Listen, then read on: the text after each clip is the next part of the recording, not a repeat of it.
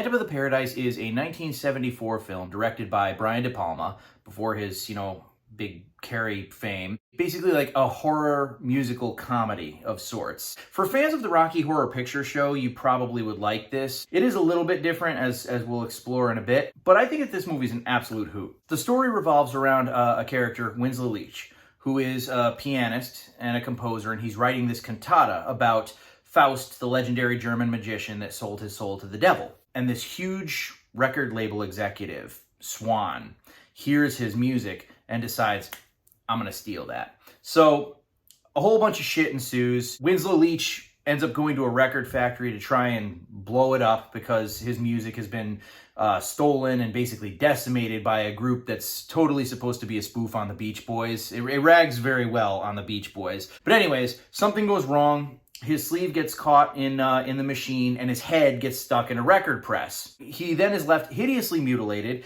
and begins haunting the Paradise, which is the great, rock opera house that this producer basically wants to open, and he wants to open it with Winslow Leach's music.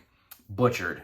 So, Winslow goes in there to the costume department, finds a mask. I mean, the Phantom's helmet is pretty cool. It looks sort of like a hawk or an owl or something like that. It doesn't forget that it is a horror movie for the most part, and kind of a tragedy. I mean, really an homage / spoof on Phantom of the Opera. Winslow Leach is a very tragic character, and Swan is an utter piece of shit. I don't want to go into too much about what's revealed and whatnot, but this movie is great campy fun. And as I said in the beginning, it would probably do very well with fans of the Rocky Horror Picture Show. I don't know why this one slid under the radar so much, but it has less, it's not like a drag queen kind of a thing.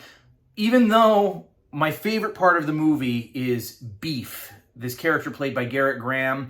Some of you, especially horror fans out there, would probably know him. He's Andy's foster father from Child's Play 2. But he is absolutely great in this movie. He's supposed to be this kind of shock rocker, but behind the scenes, he's a complete and total lispy little pansy, and it's really funny. I mean, really hysterical. They were clearly trying to poke fun at sort of the whole glam rock thing, at all different types of music that was popular at the time. This movie basically sort of pokes fun at, and it's still very dark. It's rated PG, but it's early 80s PG. I don't know when the actual rating system came out, but the movie was made in 1974. So if it were made today, it would clearly be PG-13. It's a little hairy for younger kids, but it's not terribly gory. A lot of the effects, the blood looks really kind of bright and cheap and stuff like that. But the music is absolutely fantastic. Paul Williams, who actually plays the villain, Swan, composed all of the music for the movie. And it's really, really cool. It's not like a musical in that characters will just start breaking into song and dance on a whim. It's like a structured story that's grounded in dialogue, but the whole thing revolves around music. So, I mean, technically it qualifies. The movie, for the most part, is pretty dark and kind of maintains that tone.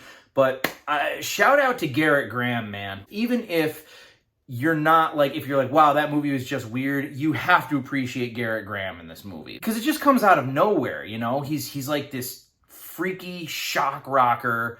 If David Bowie and Alice Cooper collided at 100 miles per hour, you'd have this guy. And he puts on these big, dark, theatrical performances and stuff, but behind the scenes, he's just this, what was that? It's just so freaking funny. It's an odd movie, and it probably won't be for everybody, but I definitely think that it's very much overlooked. I think that most people view Brian De Palma's career as starting with Carrie in 1978, and yeah, like I said, this movie's just completely overshadowed. It has my highest recommendation. It's quirky, it's weird, it's dark and sad, but also comedic, and not in a way that it's not conflicting themes, they're blended quite nicely. It's a dark movie, but it's a darkly funny movie. For those of you who have seen Phantom of the Paradise, let me know what you thought below, because I've shown it to a lot of people who've really liked it. I'd say most people that I've shown it to liked it, but there were a couple people who were dude, that movie was freaking weird. Love it, hate it, let me know what you thought below. And that's all she wrote.